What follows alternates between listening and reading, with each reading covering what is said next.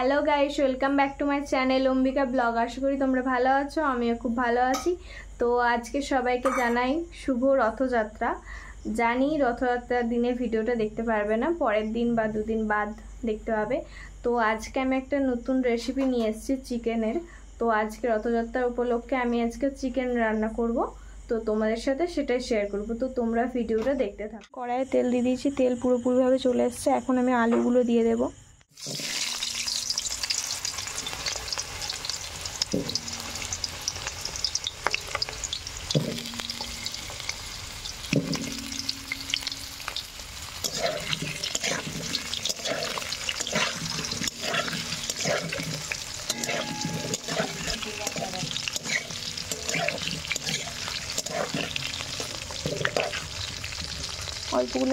আলুগুলো একটু অল্প করে ভেজে নেব লাল লাল করে।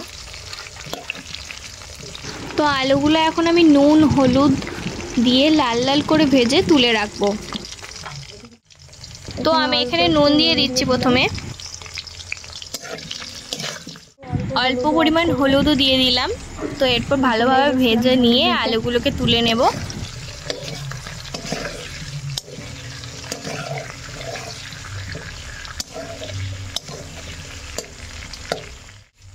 তো আলুগুলো আমার ভাজা কমপ্লিট। এবার আমি আলুগুলোকে তুলে নেব একটা জায়গার মধ্যে। ভাজা হয়ে গেছে, এবার তুলে নেব আলুগুলো।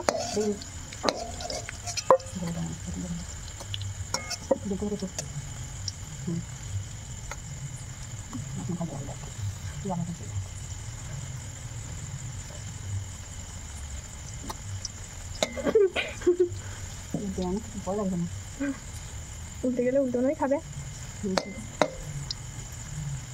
আর একটা পোকায় দিতে বন্ধ করো ভিডিওটা। তো আমি এখন তেলে চিনি দিয়ে দিয়েছি, লঙ্কা, শুকনো লঙ্কা এবং তেজপাতা দিয়ে দিলাম।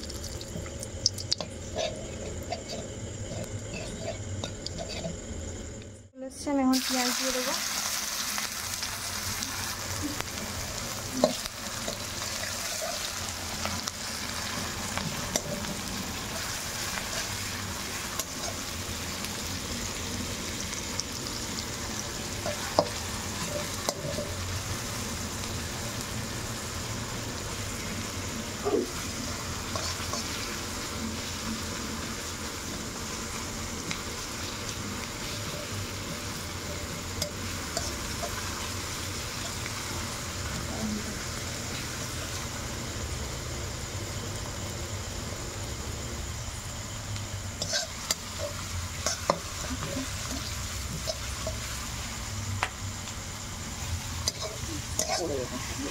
ঠিক আছে, তুই কথা বল।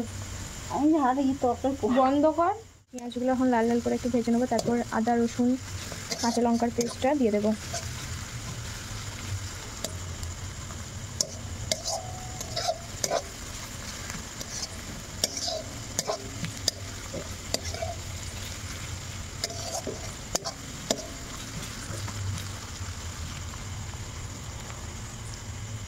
তো আমাদের পেঁয়াজ ভাজা হয়ে গেছে, এখন আমরা আদা রসুনের পেস্টটা দিয়ে দিই।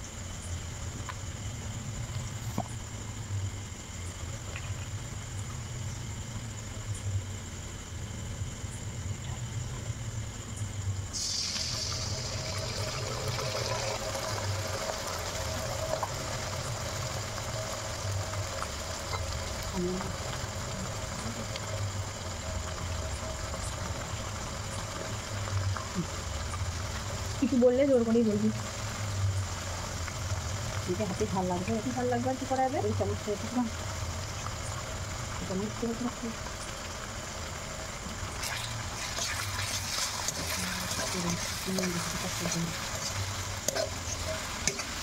এখানে আমরা আদা রসুনের পেস্ট দিয়ে দিয়েছি, এখন ভালো করে কষিয়ে নেব।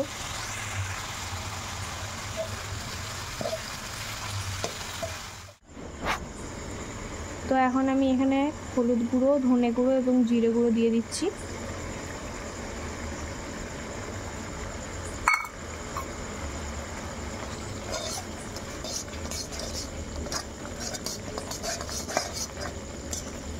মশলাটা তেল না ছাড়া অবধি এখন কষাতে হবে।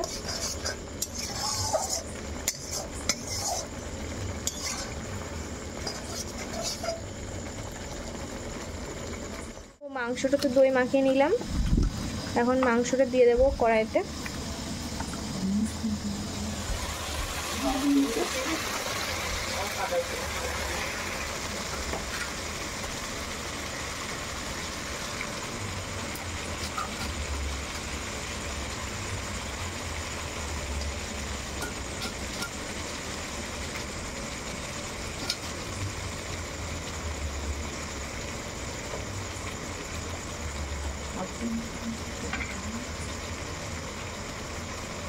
তো এখানে এখন পরিমাণ মতো নুন দিয়ে দেবো।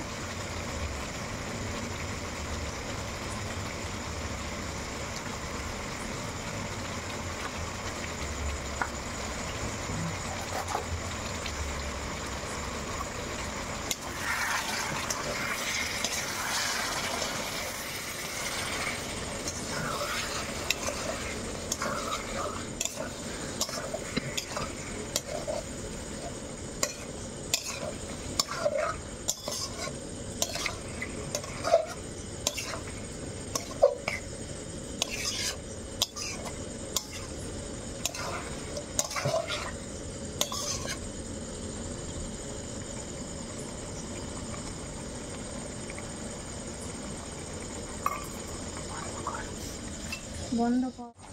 তো এরপর আলুগুলো দিয়ে দিই যেগুলো ভেজে রেখেছিলাম।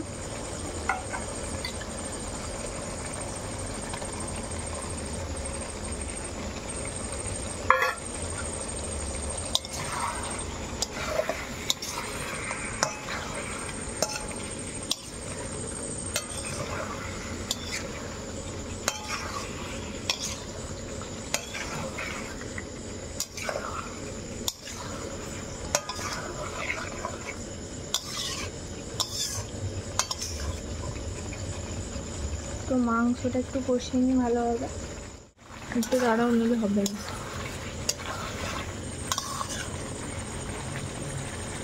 তো আমাদের মাংসটা ভালোভাবে কষানো হয়েছে। এখন দেখতেই পাচ্ছ গ্রেভিটা খুব সুন্দর হয়েছে আর কালারটাও খুব ভালোই এসছে।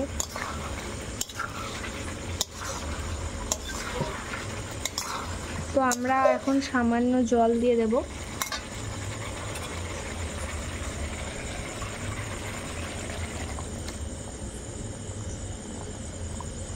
এই জলটা মরুক, তারপর আমরা কষা 2 পিস তুলব।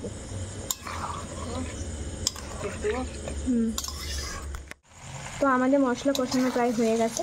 এরপর এটাকে জল ঢেলে দেবো, জল দিয়ে ভালো করে সেদ্ধ করে নেবো। তো এখন আমি জল দিয়ে দিই। তো জল দিয়ে দিই, আরও সামান্য জল লাগবে।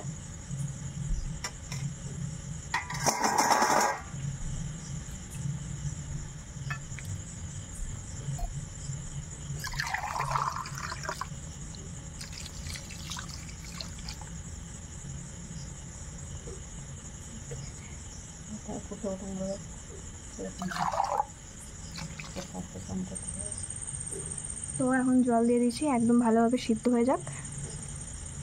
গরম কষা মাংস আর রুটি আজকে আমি সার্ভ করলাম। তো তোমরা এটা ভাতের সাথেও খেতে পারো, তার সাথে আমাদের পড়ে গেল একটা রসগোল্লা। রেসিপিটা কেমন লাগলো অবশ্যই কমেন্ট করে জানাবে।